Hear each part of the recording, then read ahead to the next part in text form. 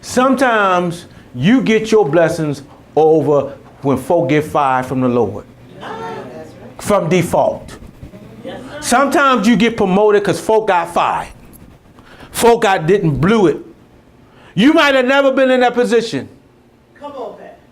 They might have Joshua name when the book of Joshua would have never been wrote if Moses would have obeyed God. That's right. Because he messed up, you gave me a book. It should have been a battle of Moses and Jericho, not Joshua. But because sometimes you can let folk blow your blessing. They will frustrate you. They will give. I don't blame Moses. I understand. God said you gave me, and Moses was complaining like, God, you gave me these people. He was complaining to God. In another book, he said, God, I can't take it no more. Jethro said you need to get some people to help you, Moses. You're going to kill yourself. You got too much on you. God said, he was complaining, God, I can't take it. God said, okay, Moses, you pick out 75 men or 70 men, and I will give him your spirit. Not his spirit. He said, I'm going to take out of yours. Moses had must have been a bad dude that he could took essence out of Moses' spirit and gave it to 70 men. My God. Yes. He didn't say, I'm going to take it and I'm going to take my spirit and put it on them. He said, I ain't going to take the Holy Spirit. I'm going to take what I put in you and put it on 70 people. So some of the stuff you're dealing with, you can handle it. That's right. Yes. He put it in you. Yes. He gave it to you. Yes. He equipped you for it.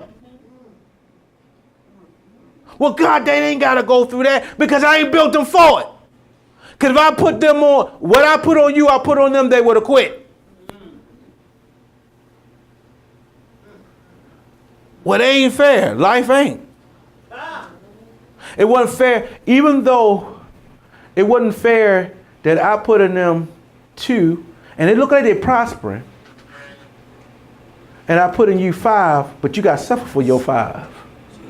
And they get there too easy. But let me say something to y'all. At the end of the day, Bible say that Jesus used the parable. Everybody gonna get a pint a day. Yes. So if I'm in the pastor's line and nobody know Tari Allen's name, I might be standing in line with Justin Franklin and Bishop Jakes and all these guys, Stephen Frederick and all these people with the big time congregation. I'm standing in line, and God gonna put that crown on Jakes, and guess what? I'm going to have a matching crown on Tari Allen. Well, that's why they say, well, I got, you're going to have preachers that got 5,000 members, and God going to give the same crown to people who got 5 members. Because they did what God called them to do. Amen. And they might have just started the church about 2 weeks before Jesus came back. And you've been in ministry 30 years dealing with hell. But God gave it to you. Don't let nobody snatch something out your hand. It's yours. You possess it, but you got to fight for it. God never told him that he didn't have to fight for it. He said, go get it. I didn't know I had to fight for stuff. God told me, yeah, I thought it was going to be easy, y'all. We going to walk up here. They going to like, oh, yeah, you're trying to. I thought I had a good sale. I thought I had a good, you know how it's something that you know was good advertisement and they still don't want to buy it? Yep. Oh, well, let me make it real. You know when you're a good woman, you told yourself you're a good man, you told somebody you want or you like how good you are and they still ain't buy you? And you want to know why would you want a person like me? Because you know what? Even though you good, you too valuable. They ain't got it in their pocket. They can't purchase it. That's why they don't want you. I know. I meet somebody, they look at me like you're a nice guy, but they say you too much. And I'm like, why they don't want nobody? Because they don't want to pay for it. That's why they reject you and they go to somebody sorry. Somebody weak. Because they know, everybody, believe me, whether you know it spiritually, you got a price tag on you. Right. Because they look at how you carry yourself. If you're too classy, you're too costly. Trashy is cheap. Men and women. That's right. Some of the stuff that some of the stuff come in my face, I know they cheat. You know they cheat. All you gotta do is, back in the day, you take them to Red Lobster and take them to the hotel. And there's some ladies, you know, you couldn't take them nowhere near Red Lobster. Some women, you know, let me say this. Some women you could just, you know, at the end of the day, you were gonna shake that chick hand, but you'll call it again because she's classy. But the trashy women, you got to take them right through the drive-through, right to the room. I was in the club scene. I knew who I couldn't and who I could. My Lord. You ain't even take them in the restaurant. You take them to a drive-through, give them something to eat, give them fatten them up for the kill, and then go on about your business. That's how it works. And it's still the same way. Women know how raggedy men are. You know them good, the guy ain't good. He look good, but he raggedy. And let me say something, like I said before Friday, anything that look too good and they put too much on themselves don't usually have a lot of substance inside. Because sometimes people who are about something ain't going to have time to be beautiful because they got other assignments to do. You're going to have a dirty side to you. If all you got to do is look good all day, that's all you got. Looking good, and looking good will fade. Yes, it will. Yeah, God gave you beauty, but what else you got with it? God gave you some pecs and gave you tall, dark, and handsome, but you're going to get old. Old men still look good, but then you're a gentleman. You're old. You gently have to pick up stuff. You gently have to get with folk. You gently you can't be hanging out. You got everything you do got to be gentle, or you'll break something. Gentleman. Girl, I can't handle you. I'm a gentle man.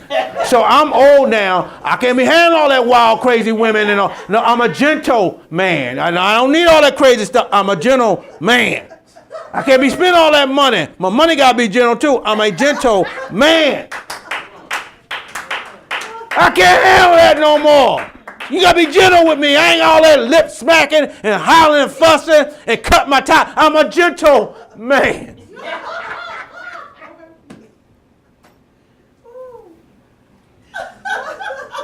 God gave it to me now. I'm tired.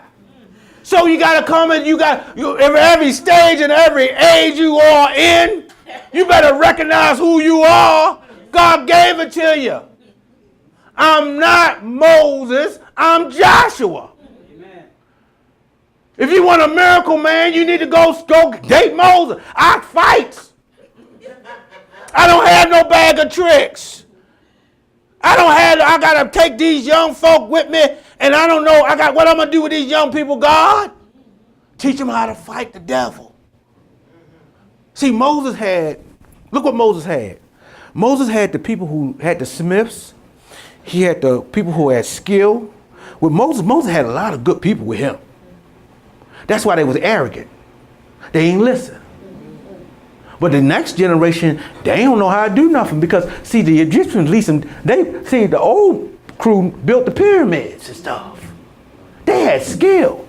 This new generation was in the wilderness. They don't know how to build nothing. What skills they got? How many? Oh, they know how to make tents. They ain't had no skill.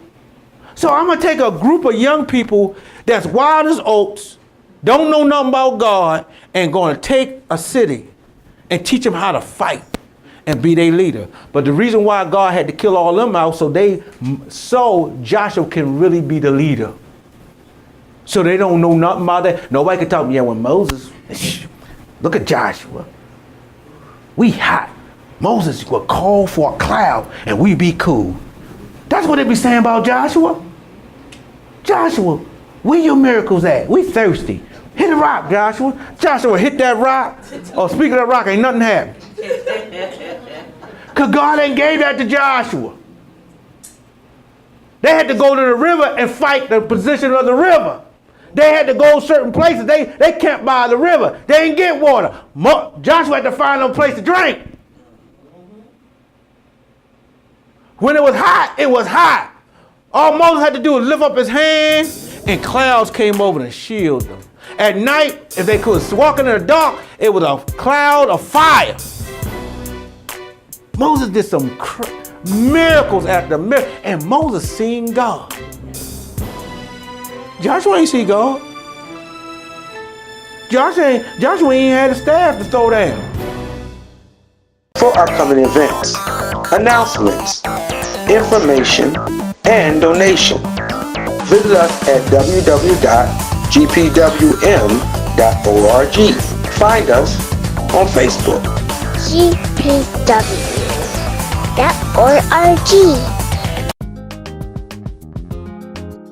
Faith, fellowship, funding, transforming the community, a community outreach. Thanks for watching the GPW broadcast. If you're ever in the Baltimore area, please visit us at our temporary location, Sunday mornings at 11:30 a.m. Also, you can visit us on our website at www.gpwm.org. Thanks again for watching.